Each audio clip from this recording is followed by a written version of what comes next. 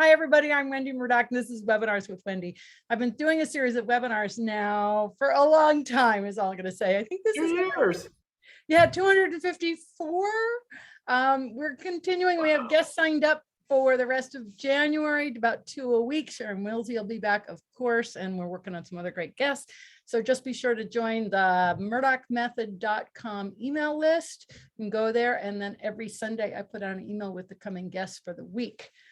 Today, of course, is one of our faves, Rebecca Husted, who is back yet again. Woohoo! Is this number 7? 7 or 8. I'm not sure. 7 or 8. We do have a playlist for Rebecca, so you can always go to the Surefoot Equine YouTube channel and look up her playlist if you want to just catch all of her webinars. That's totally cool. Welcome, Rebecca. Thank you so much for joining me on this lovely evening. Thank you. I'm going to go ahead and share my screen. Did I make you a co-host? Let's make sure I did that. Yeah, I think I did. There we go.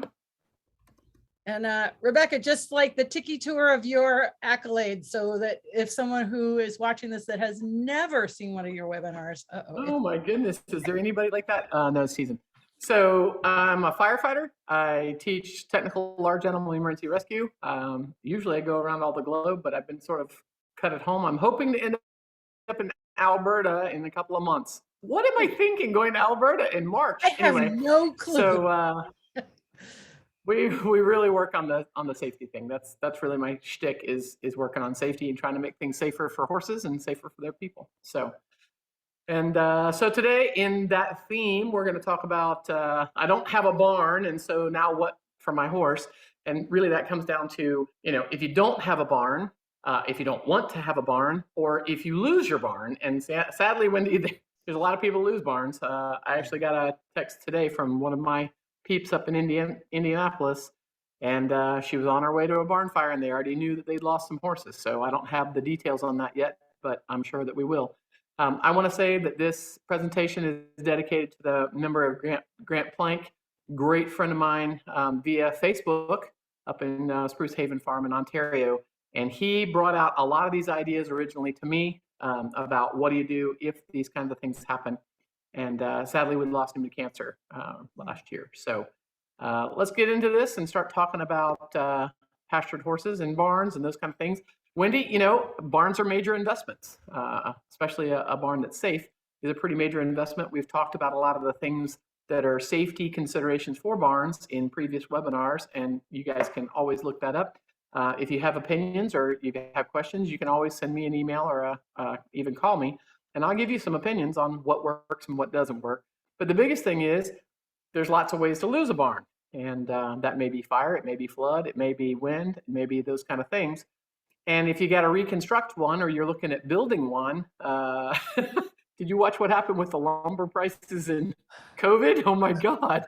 When the supply chain changed, everything went crazy. It went absolutely haywire.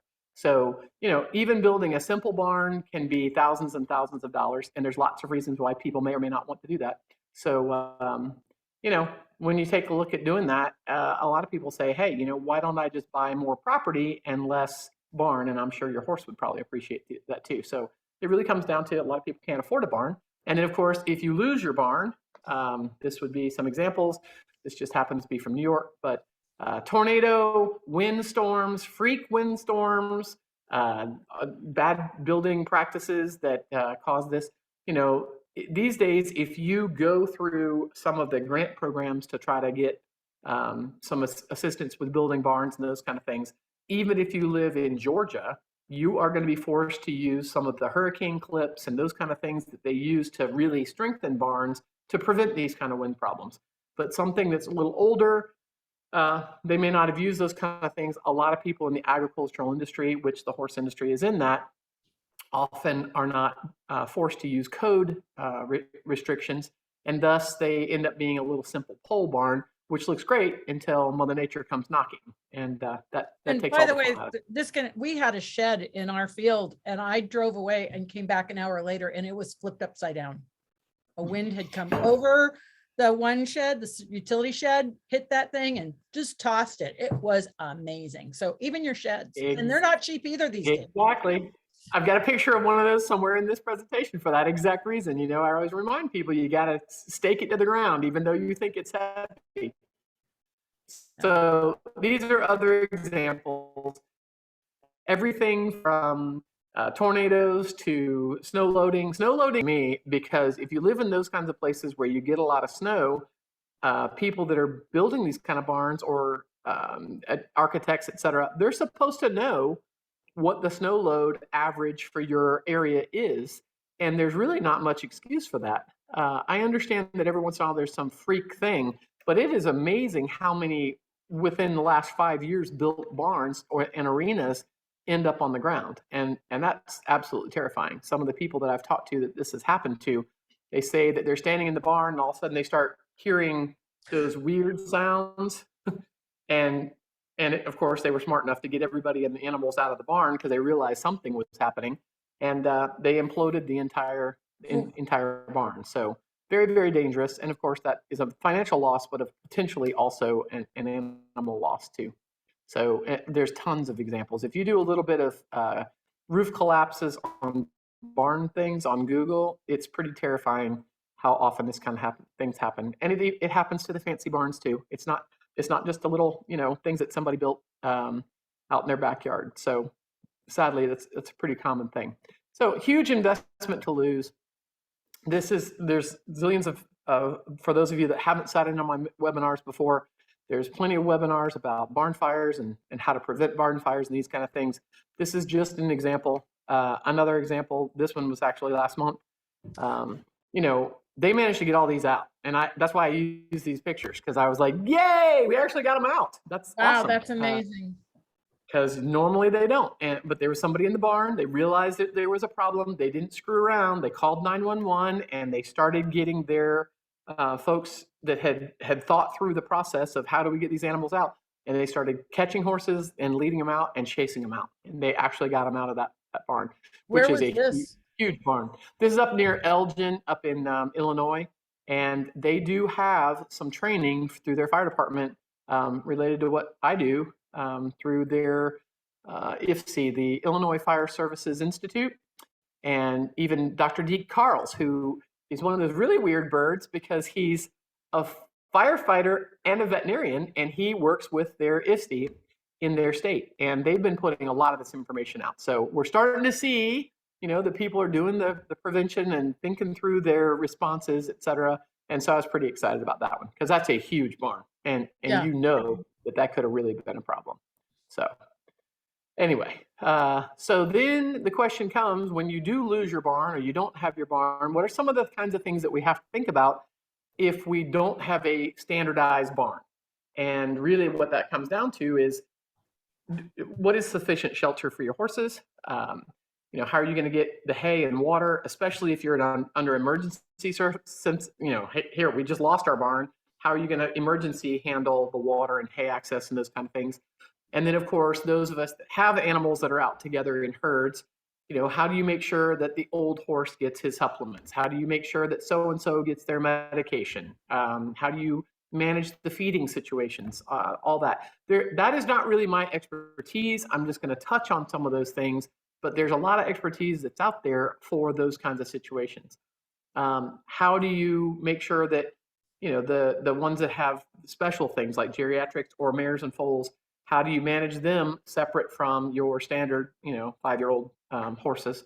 And then, of course, are you going to have to change your fences around to manage your herd of horses? How can you do that under emergency circumstances? Do you have, the simplest thing, of course, is some electric fencing. If you can put up that electric fencing, you can manage a herd of horses really quick using those kinds of ideas to set yourself up for success under a short-term gain. Of course, it's always nice if they've had a little exposure to those things ahead of time instead of waiting till a disaster. Because I promise you, somebody's going to touch the fence. It's just going to happen. And it's probably going to be you because they're going to bump you against it. It's happened. It's happened to me. It's awful. Anyway, and then of course, how am I going to have to change my schedule or my employees if I have employees, et cetera? Are there daily management issues that you're going to have to think about? And then of course, when the not just bad weather, but the really bad weather comes, what am I going to do about that if I don't have a barn? So, a disaster mindset says I should practice all these things ahead of time before something really happens. But I understand that that's a sort of a difficult thing to do. And it goes with all the other things, the homework wise, that we've talked about before, Wendy, about, thinking ahead about all the things that I might want to do. But then, of course, here comes a big pandemic. And this is actually Grant Plank's farm up in Canada. And the day that Canada sort of shut down because of COVID, he sent me this picture. This is the front of his farm. And he said, nobody comes because we've got to figure this out, right? All of a sudden the country is telling me that, we can't move around. So does that mean the employees? Does it mean, who's those first days of the pandemic, everybody's asking those questions. Who's essential, right? In Georgia, they said, oh, well, if you drive a truck, you're essential. But okay. in other places, it was a little bit pickier, right? So anyway, so what happened here for a lot of farms and in many places around the world, they still haven't gotten over this. There still are owners out there that have not seen their horse yet. There are still horses that have not come back into the barn because of labor shortages and lots of other things. There's a lot of things that changed because of COVID, where owners couldn't come to the barn, the employees couldn't come to work, or the employee was dealing with, a sick family member or something. They had legitimate reasons not to come. The supply chain shut down. I remember going to my Purina dealer and saying, hey guys, have you been watching what's going on in the news? This is before we actually shut down here in the United States. And I said, have y'all been watching what's in the news? What's going to happen to my Purina feed if there's a supply chain issue? And the guys were like, oh, this is Purina. This will never happen. Okay. Well, it wasn't too bad at our local area, but of course I heard lots of other things. But that day I bought 10 extra bags of feed because I was like, I don't think we're going to take a chance on that. So I didn't buy toilet paper, but I bought horse feed. You guys know how all that happened, right? But if you looked around and you started looking at these things, the first thing that a lot of big places did was they started turning horses out because they realized, holy crap, we don't have enough people to manage poop and bring in all these things. And the supply chain has been affected. And hey, we don't normally feed round bales, but we're going to start feeding some round bales because I just don't have enough people and enough time in the day to manage all the other things for this barn. And oh, by the way, now it's the owner of the facility that's having to do the work because you don't have enough employees. And we all saw some of that kind of thing happen. And that's just what happens during a disaster. But it was a really good eye-opener, I think, for a lot of folks that some of those big fancy horses that they thought couldn't live out in a barn, couldn't live out of their stalls, they could. So I'm not going to go into a lot of details on this. I will tell you that if you don't think that horses like to be outside, you can talk to your veterinarian. They'll tell you pros for why they should. This is pros for having a barn. A lot of it comes down to convenience. It comes down to makes it easier to handle, particularly if you have boarders and those kind of things. We're all familiar with that. It makes it easier for us to process the people more than the humans. Sometimes that's just because they can't even catch their horse. But the sheltering, those kind of things. But a lot of it comes down to the convenience for us. And of course, it's that human thing where we want to look like what everybody else is doing. So we could argue about a lot of these kinds of ideas, but this is sort of what we have as far as pros for having a barn. And I love going in a barn too, as a human. And when I go in these things, Wendy, and I know you've been in some of these too, and you're walking around, and you're like, oh my Lord, this is so beautiful. It is beautiful. But do horses think that? They're like, we don't care if it's a pole barn or whatever, as long as I'm getting out of the flies, right? Yeah, I think that's actually, because my horses actually loved coming in the stalls and getting out of the flies, and Al would snore so loudly you could hear him outside the barn. Exactly. But he has a rougher life. He lives out. And I think the point of this is, it's sort of a gilded cage, and it's sort of more for the needs of the humans, particularly since I'm looking at that and it's so totally closed up. Although that one's probably air conditioned and everything else. But is it? It's got windows. It has outside windows. You can see those. I know, exactly. So what's really funny though, when I started thinking about this and putting this presentation together, I was laughing because when even people who are not horse people, if you say being put out to pasture, even a non-horse person thinks, oh, well, that must be an old person, or that's a person that's broken down or something. So even in our urban usage, in our lexicon, under normal language, it's in our literature, et cetera. And really, it's in our recent human history. I noticed on your website you had a thing about the Pharaoh Ramses Oh, yeah. and the first evidence of actual stables, and that was about 3,000 years ago. But really, the evidence for stables on a grand scale really has come into being over the last several hundred years, and that was just because we got much better at being able to do those kind of things, and we got larger communities where you couldn't just toss the horses out to the pasture, because now the horse pastures were 5 miles from the center of town. So now it was just easier to have the centralized stables. But it's amazing to me that all those things are part of our lexicon, because nobody really says, they say, hey, meet me at the barn. They don't say, hey, meet me out in the pasture, and they don't say, hey, I've got some chairs set up and you want to have coffee in the paddock. We don't do those kind of things. Well, honestly, we do those things, Wendy.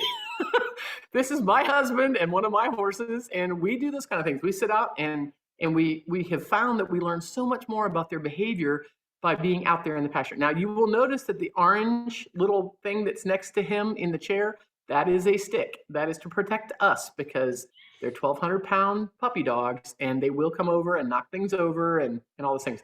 The gun was for the shooting. It was not to shoot a horse. It was for shooting. So I know somebody's going to see that and say, oh my God, Rebecca, you've got a gun. Well, we were shooting at things. So we have targets in our pasture too. You get some But used you to the don't fireworks. aim at the horses. Let's just be clear about No, that. we do not aim at the horses. And what's really funny is they usually stand behind us while we're shooting. And anyway, that's rednecks in Georgia, baby. That's just the way it is. I couldn't figure out how to crop the picture and caution get that about out of putting there. your car in the paddock, because horses seem to have a propensity to chew on paint and eat seats. And we do not leave the chairs in there. They have to be supervised, because they're like 5-year-old children. That's just the way it is.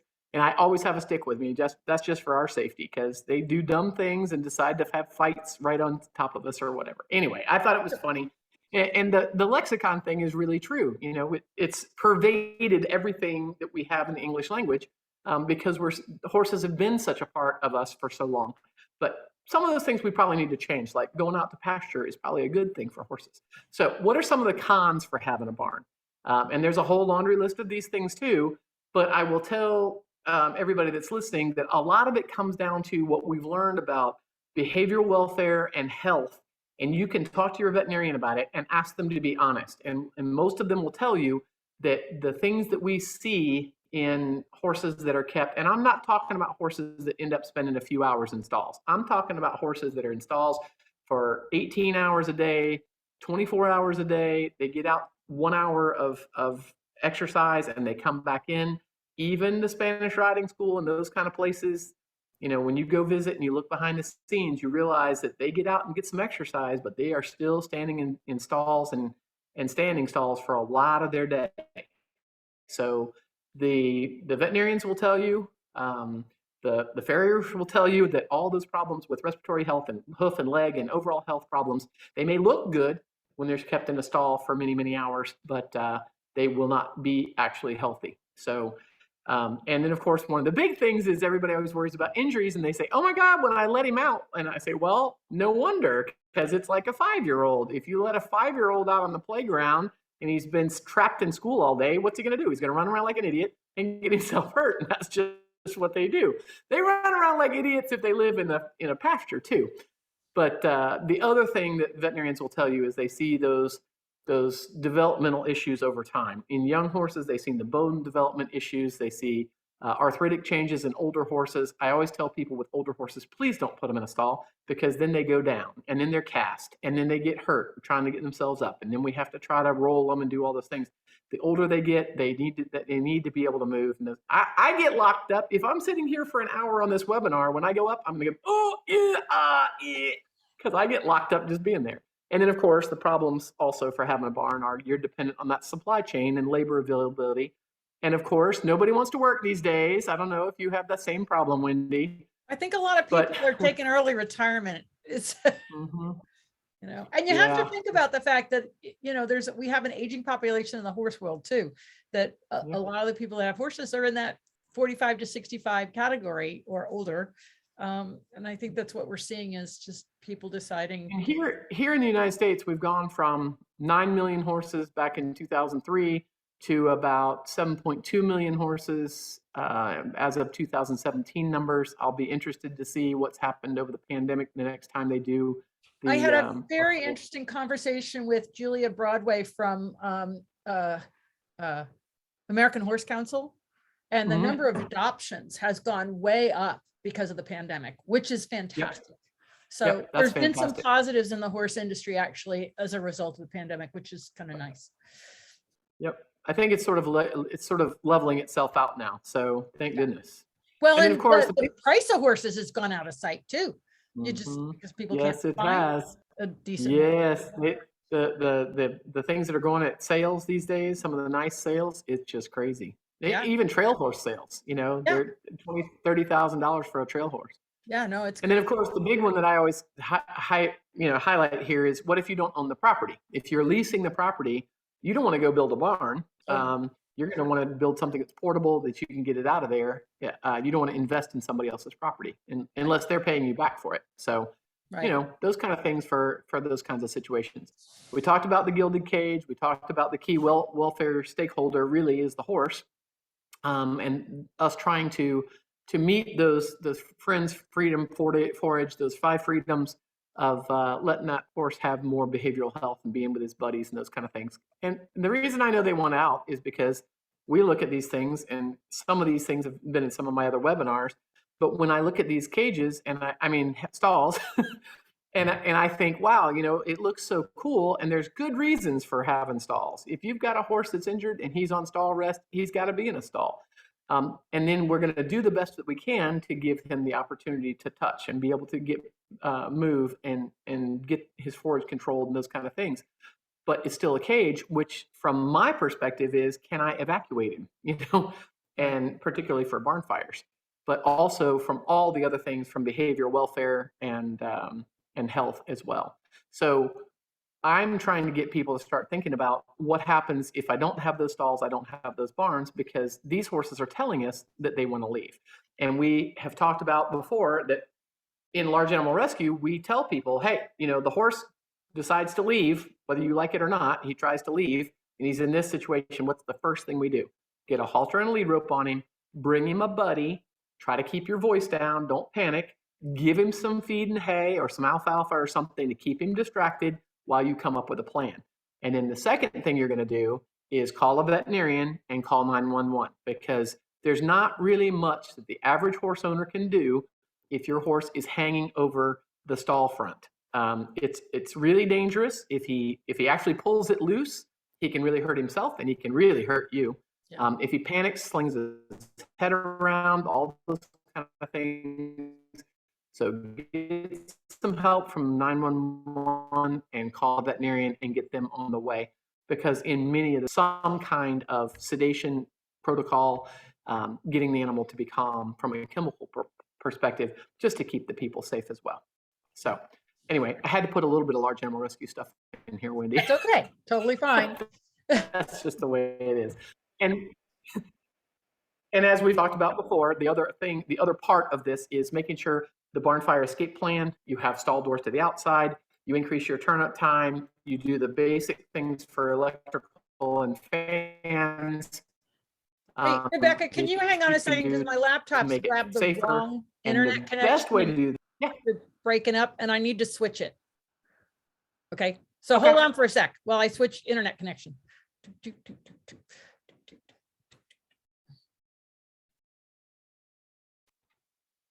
Okay, are you back? Yep, I'm back. Awesome. Yeah, my laptop wants to grab the external instead of the internal. It's 2 feet away. Okay, never mind. That's okay. So, and then the last thing that we always try to emphasize when it comes to anything associated with the barn is make sure that you have gotten with your local fire department and done a walkthrough, so that they can tell you the safety hazards, the fire hazards, and you can minimize those kind of things so you don't end up losing your barn. So anyway, so let's move on to the next thing. We already talked about that. What's ideal for the horse?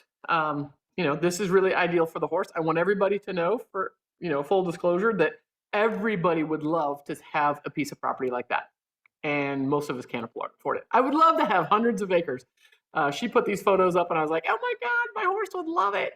Anyway, I know that most people can't afford that. And there's lots of reasons why we can't afford that. But if that's really our goal, how can we get a little bit closer to that for our horse? Because our horse really like to have that too. Full disclosure, I do not have a barn. My horses are outside. I do have run-in sheds, and I'll show you some pictures of that later. But I manage my herd really close to try to manage my little 20 acres for 6 horses very closely and try to be as successful for them as possible. But I didn't want anybody thinking that I had a barn. One of these days, maybe I'll have a barn as an option. That's what I would really like it for. So what are my pros for not having a barn? It really comes down to it's convenience for the humans. It's really convenient for me because I don't have to do all that maintenance stuff. I have to do maintenance in my pastures. I don't have to do maintenance in the barns. And thus, I spend my extra energy on manure management in the pasture, composting, those kinds of things. It's a little bit different. Best thing is I get to be outside instead of in a barn. And of course, from the respiratory health and all the other things that we talked about health-wise, that will make it much better for the horses. Less expense? I don't know about that. Usually it's cheaper to buy property than it is to buy a barn, but that may or may not. It depends. Like Cherokee County here in Georgia, it's extremely expensive to buy property. And particularly it may be expensive to buy a barn. Less maintenance financial costs, maybe. So you sort of have to put those things in quotes.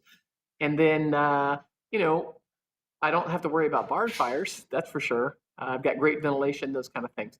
But for most places in the world, a simple shelter is more than sufficient. A run-in shed, tree lines of shade, windbreaks, those kind of things is really all we really need.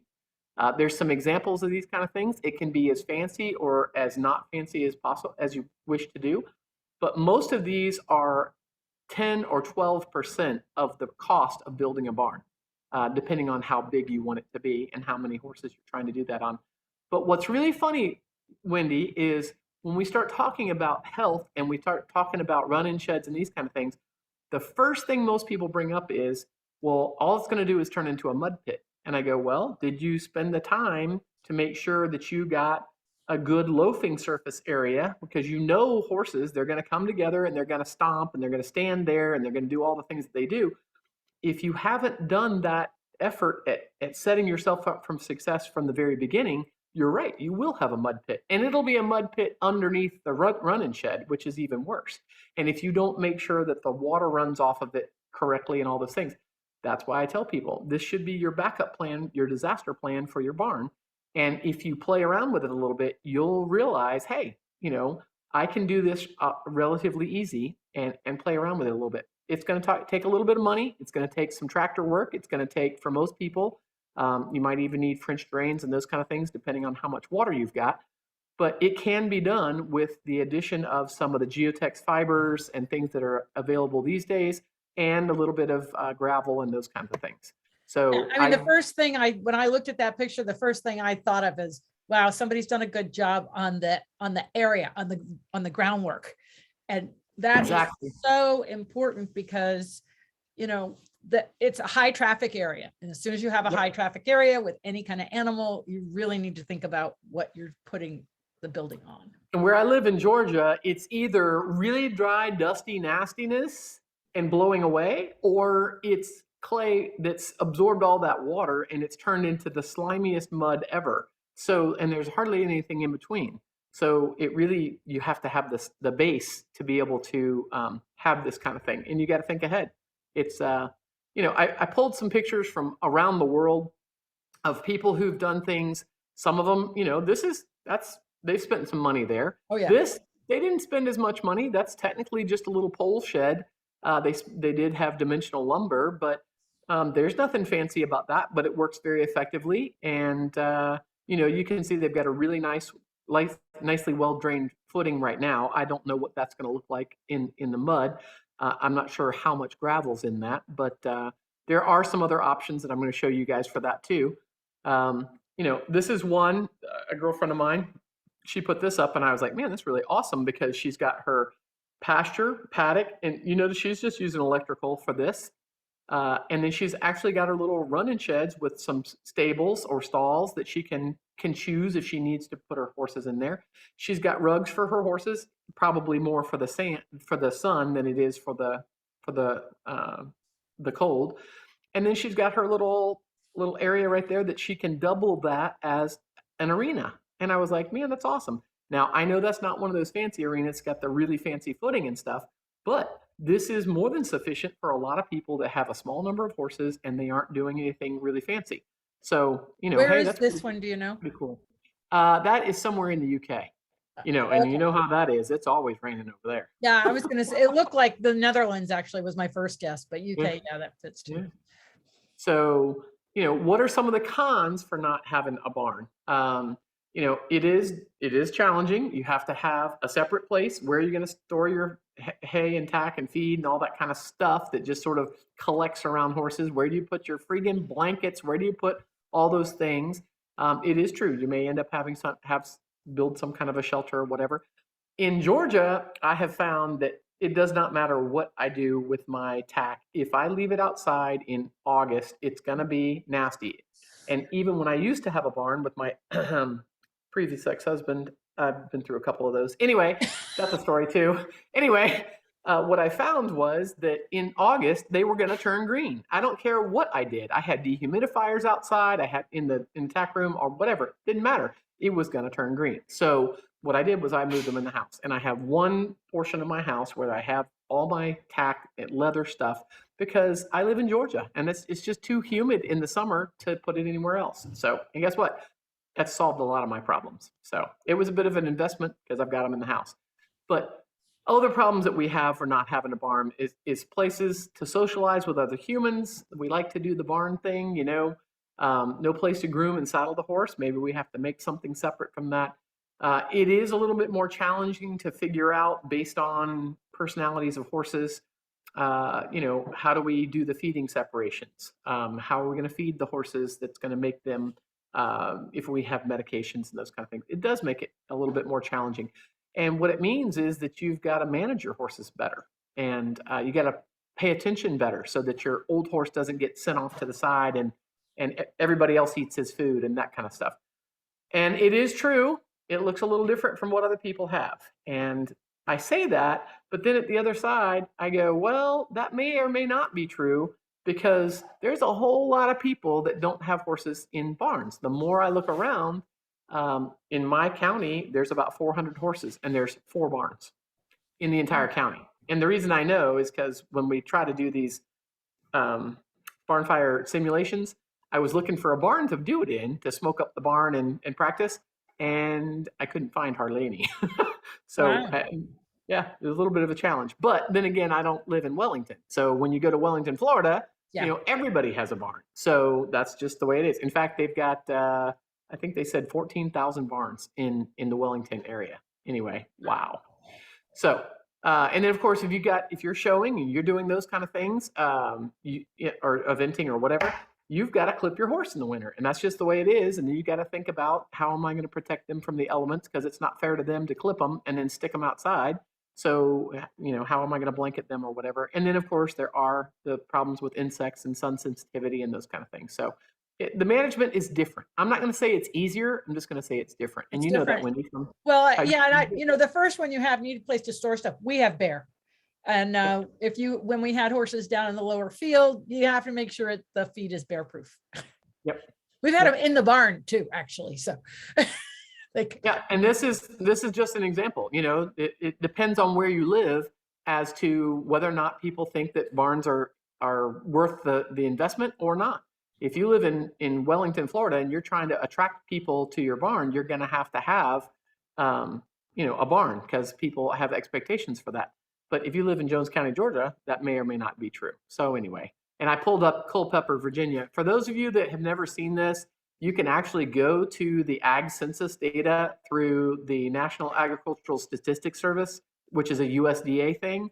And you can pull up by county how many horses and facilities and how many dollars are spent on the horse industry in your county. Now, that's a sampling. Okay, it's not exact. It's not from your IRS data. It's just a sampling. but still, it's usually pretty close. So anyway, so what are some of the things that we need to think about before our disaster? Hey, let's think about how we did our fencing so that it makes it easier for us if we lose the barn. How do we think about keeping different kinds of horses? Obviously, stallions make things more challenging. Mares and foals in pairs make it a little bit more challenging. How we're going to handle those kind of things. And then, of course, the big one is because of fescue. How do we handle our horses that have EMS or the possibility for laminitis or those kind of things? How do we manage those fat old horses or the PPID horses or the EMS horses? Those can be a bit of a nightmare. So we got to think about all those kind of things. And I will tell you that what I always tell people is put up an electric fence first. See what works, because electric can be moved with a step-in post really easy. And horses, they're smart about electric. But if you practice with that and get them used to it, first of all, it's great for disaster training. But second of all, where you want to put your fencing. And if it doesn't work, you can just move the step-in post. Once it works, then you can put in your permanent fencing if you decide to do those kind of things. And that's just sort of a disaster mindset. This is what I use. This is my feeding stocks that I use for my horses. I actually have some rubber mats in there now. This was when I just put the gravel in as my base. But I have found that really good. They use it for hanging out. I'm in Georgia. I don't need a lot of wind block. I don't need, although the other day we had 30-mile-an-hour winds, and I was like, wow, where the heck, when did I move to Oklahoma? Anyway, usually wind block is not our problem. It's the rain and the sun. And they use these for hanging out. It's really funny because they'll stand outside in the rain, but as soon as it gets hot and sunny, they'll go into these things, just use it for the shade. So it's sort of cool. Feeding stocks are pretty simple to use, and the reason that the military and a lot of professionals like them is you feed lots of numbers of horses, and they have to leave each other alone because their butt is pointing out, and no horse is going to mess with another horse when their butt is pointing towards them. They can protect themselves, and then the horse has time to be able to finish eating his feed. So anyway, this is some of the new products that are out there for handling the problem with mud, and this happens to be in Australia, but it could be anywhere. And looking at how can we make sure that our areas that we know where horses are going to stomp, or we're going to bring them in for feeding areas or whatever, how can we manage that to manage the mud? And of course, this is a little bit more expensive per unit area, but man, does it hold the soil nicely. So that's what the polymer looks like. And then you put your gravel or whatever you're using for the base over top of that. But man, it works really nice. Some people splurge. I'm not really a huge fan of concrete, but you got to do what you got to do. And this person has the concrete is their only option because they're using that piece of property and it was already there. So they've tried to manage it as well as possible. And she actually has her security camera on it. So even when she's at work, she can take a look and see what the horses are doing, which is sort of cool. So she's got the options. She's got a little barn as a run-in shed and also access to the pasture. Here's some other examples of other ideas that people have, multiple fences. A lot of it comes down to what was there when you bought the property. You're sort of stuck with those fence lines at that point, unless you want to move them, which is a lot of work. Yeah. And so, and cost, a lot of cost. Yeah, cross fencing and those kind of things. What areas are you going to use as a sacrifice paddock for your EMS or your PPID kind of horses? Just thinking about those kind of things where horses can still see each other and still be buddies. And I always remind everybody, hey, is anybody else doing this? And this young man, I watch him and I'm just like, wow. He just won gold at the Olympics, and this is all in his horse. And he actually, it's pretty cool. He's got his name on the side of the barn, but he doesn't live in a barn. He's got access to a paddock and just a run-in shed. And I think that's great. And yes, he is actually barefoot too. So I knew you would love that because you have to deal with feet all the time. Yeah. So there you go. But anyway, it's not just those of us that have trail horses that are doing these kind of things. This is a picture of a different kind of polymer that allows the grass to grow up through it after they've put their and that looks really nice too. She said the horses run and turn and buck on that, and it works great. So there's lots of things that are coming out in the industry that are going to allow that mud control. as people have started realizing this was really a huge problem for the horse industry, we got to get better at trying to not lose our soil.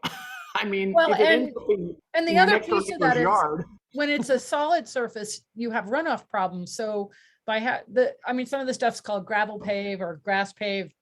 I'm Yep. sure there's a lot of other ones now, but by allowing the water to go through, you're not creating those runoffs. I was in Tennessee, and where I was staying, it was like all asphalt. And I'm like, where's all that water going to go? It was all downhill.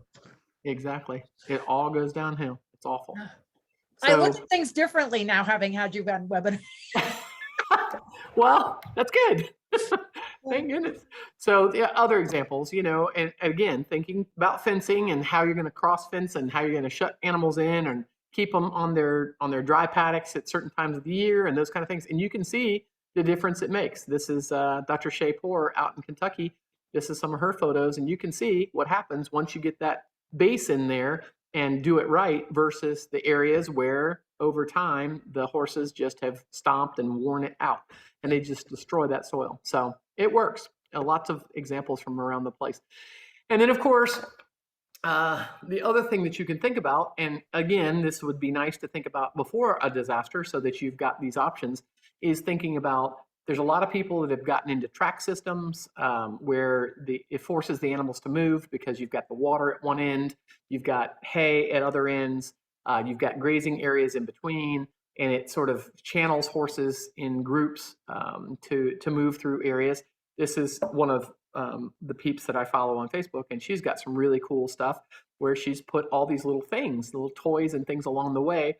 And she says she even goes out there and distributes treats for them to find. And it increases those behaviors where animals are seeking or looking for things.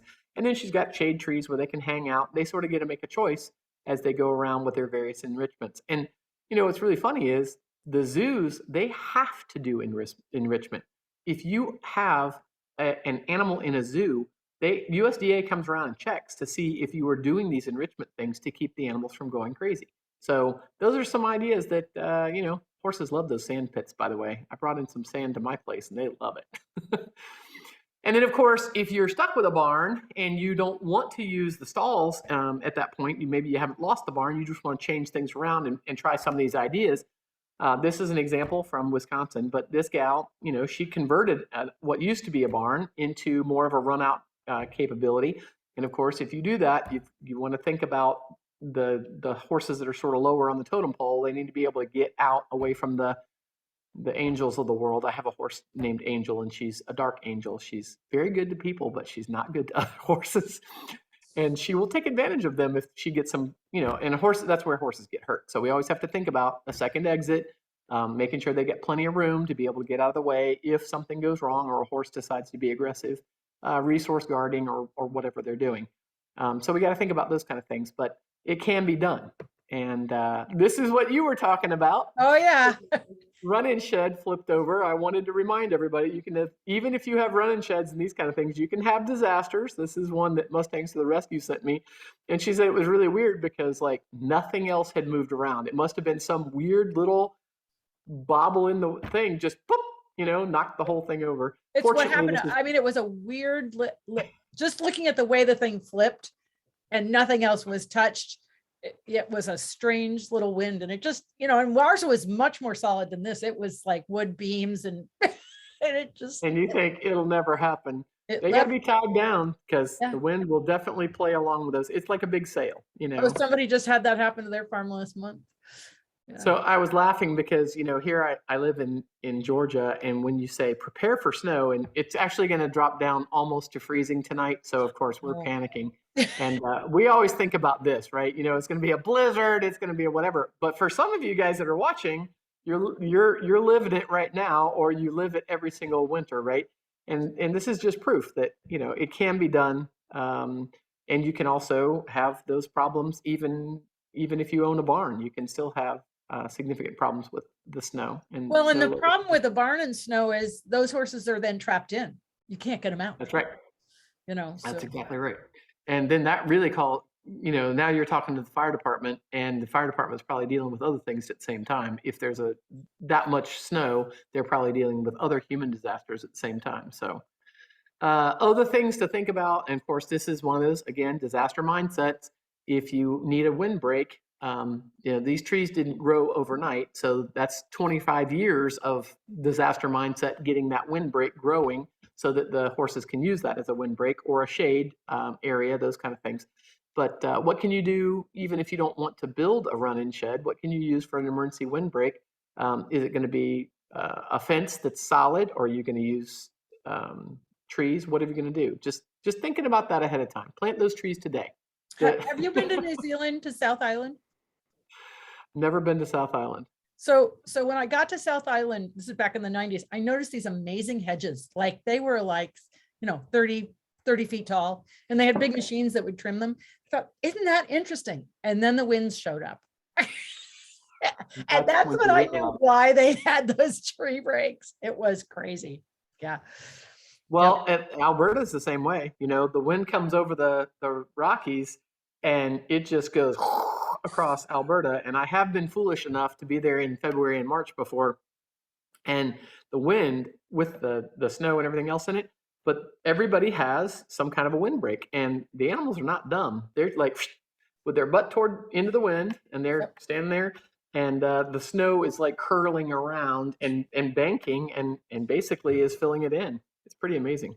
Yeah. So what are the things from emergency hay access? And a lot of people are like, well, my horses eat, they don't eat off a round bale. And there's some people that there's different opinions about round bales, and I know that there's lots of stuff out there, and there are legitimate concerns, particularly if it's not covered and it gets wet and it can have other problems. But under emergency circumstances, when you don't have employees and those kind of things, you may have to think about round bales and how are you going to do round bales, and of course, where you're going to source your round bales if you had to under these kinds of conditions. What are you going to do? So I always tell people, what's your emergency hay access? What are you going to do? It's nice to be able to feed those square bales every day, but if you're limited in people and disaster situations, what are you going to do? So water sources, how are you going to? This is one of those ones, Wendy, and I've mentioned it before, where people say, well, I'll just call the fire department and they'll bring me, 1,000 gallons of water. And it's true, they can. But if you don't have a place to put 1,000 gallons, they're not going to sit there while you fill 5-gallon buckets. They want to be able to come in and dump 500 gallons in one thing and 500 gallons in another thing and be gone. They got other things to do. And so you got to think ahead about those kind of things too. And then, of course, if you're the biggest disaster we seem to be having these days, if it's not a flood, it's a drought. So what are you going to do for a drought situation? And there's many cases here in Georgia, right down the street from me, where people are trucking in water during certain parts of the year because the aquifer is being drained. Wow. So, they don't have city water. They've got a well, but their well runs dry. So what do you do? Or if you don't have power for your well because you're in a disaster situation. So what do we do? You got to think ahead about having those 100-gallon or 500-gallon tanks to be able to use for that, which is also a disaster waiting to happen. If you've got foals or young horses, they will play in them and end up in them and all those things. But, that's well, and then of course you got to think about in the wintertime when your water freezes. Did I mention I live in Georgia? Yeah. I watch those things with all the water heaters and stuff, and I'm like, oh no, I don't know how you guys do it. I don't know how you survive. What we did was we got a grant from the CREP program and put in cattle water feeders, and so they never freeze, which is really really nice. But and I absolutely think that is a huge disaster prevention thing right there. Putting in the really good waters where you don't have to worry about that. That absolutely. If I lived where you guys live, that's what I would have to do. Yeah. These are some pictures from Mergem's up in Kamloops in BC, and she sends these pictures, and it's like they have the emergency shelter of the trees, and then they blanket them when they really need the extra protection from the elements. But the same thing, it can be done, and those horses look pretty dang happy, nice and fat. Of course, a lot of that comes down to if you live in areas where it's really cold like that, you make sure that those horses get plenty of fat built on as fall is coming into winter. So other ideas for emergency, being able to feed the horses under duress. I don't know what I would do if I lived in Georgia and we got that much snow. I would be like freaking out. No, actually, what I would be doing is Yeah, exactly. because when it does snow, it usually is about 2 inches and it's gone within 18 hours or so. And then, of course, feeding. So feeding is always a nightmare when you're under disaster conditions and you don't have your individual stalls. What are you going to do? This is some ideas. The nose bags. I've used nose bags before. They work great. They are something that the horse needs to get used to ahead of time. A lot of trail horse people use these things when we go out on trail situations, so that we don't have the fighting and infighting over feed. But you don't want to just strap it on your horse. There are some horses that get really upset about this the first time you put it on there. So this is just some examples. And of course, the problem is always, what do you do with the animals that this one needs this much feed and this one needs that much feed? So how do you handle those kinds of situations? So let me just say that nose bags should have holes in them for water drainage if you have water nearby, so you don't drown your horse. Sadly, I have heard some stories about those things, and that is unconscionable. I can't imagine. Yeah, well, and so, you just have to, if you are going to use nose bags and they do not have ways for water to come out, you cannot have a water source. The other thing is you can't take it off of one horse and leave it on the others, because he will attack the other horses, which I once made that error, and I have learned my lesson. I had 2 horses in a trailer. They had nose bags on. The one finished, I popped it off. I went looking for fuel for my truck. I came back and she'd bitten the other guy like crazy. And I felt so stupid. Not stupid. That's part of the learning thing. And that's what we're here for, right? Yeah. Is to learn from each other. You're exactly right. It's just really important if you're going to use nose bags. And those guys can put their noses down on the ground to get the feed. In Africa, we used to use it. They have to toss it, and then you wind up with problems. Respiratory problems. Right. They've changed their feed system, but yeah. So it's just, you need to think about those before you just slap it on your horse. Yeah, very, very true. Other examples of thinking about these kind of things. This could be a great disaster setup. Very quick to set up, gives the animals some shelter. You can use just electric fencing to be able to give your horses a safe place to be if you needed to do that under duress.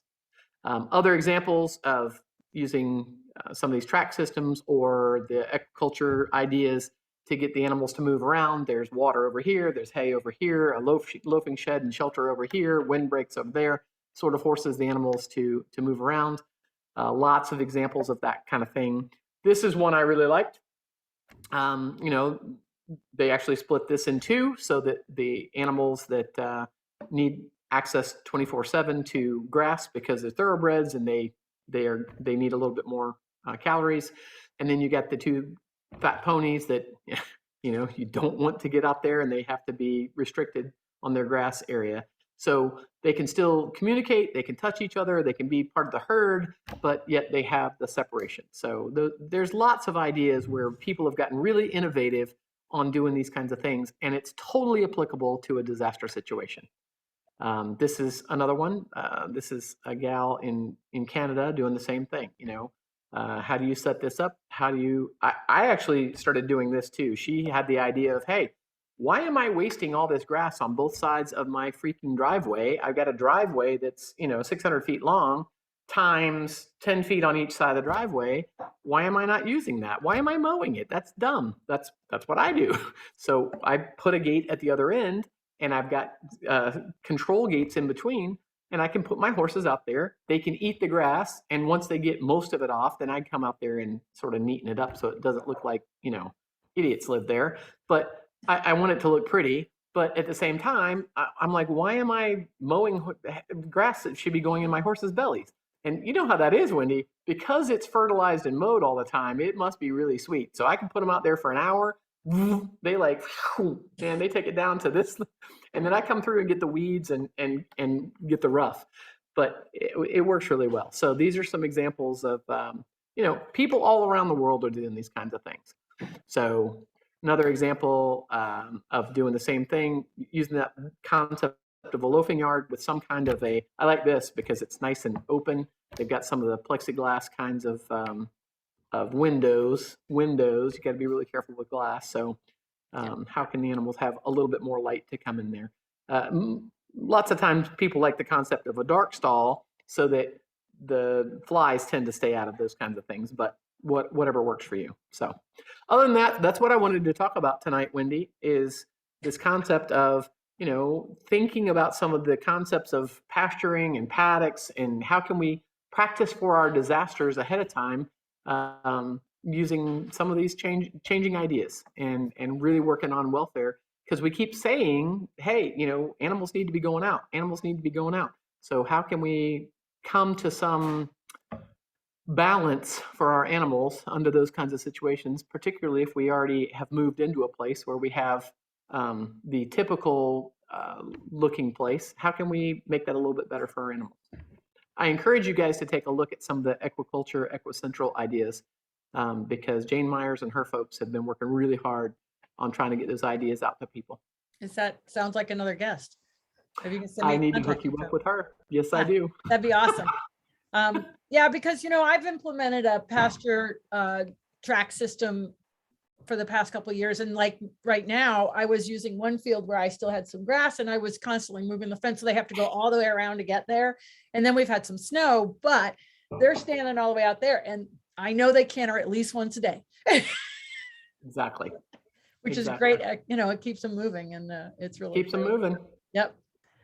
And so somebody was saying some of that the subsurface stuff is becoming popular enough. You can find it at Home Depot and Lowe's, which is great. Okay, so Janella always loves your presentations. Just want you to know. Yep. Thank you, guys. It's great. It's great because, you can never hear this stuff enough in terms of thinking it's not only for the welfare, but it's also for the safety and making sure horses can go out in different situations, and especially like electric fencing, so that you can quickly put, like my fence was all snow covered and on the ground, and I went out and, reefed off all the ice and snow from all of it, but it's not running hot right now because it's so, but they still respect it. They're like, oh, it's an electric fence, I can't go there. So once you my dad's got a bull in, it's literally maybe 18 inches off the ground with a really hot electric fence. And what he found was that once that bull had touched it once or twice in his life, he never goes close to it anymore. Yeah. So every once in a while, my dad will go out there to check it, and he's like, damn, there's some problem with the electric fence. But the bull's like, I'm not getting anywhere near it. So obviously, consistency works well.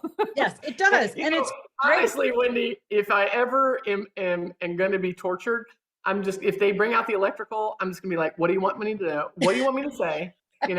I'll tell you now, because the electric is just not gonna work for me.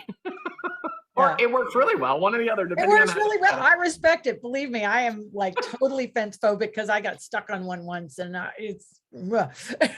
I'm very respectful. All right, Rebecca. Well, thank you so much for joining me, and we look forward to having you back as always, because you always have great topics and everybody loves you. So thank you. Awesome. And I will hook you up with Jane Stewart Myers too. Awesome. Great. Thanks everybody for joining me. Just remember, you can find this and all the other webinars on the Surefoot Equine YouTube channel, and I will add it to Rebecca's playlist. So that makes it easy to find all of hers in one place. Everybody have a great night. We'll see you next week, and take care. Thank Bye. you. Bye.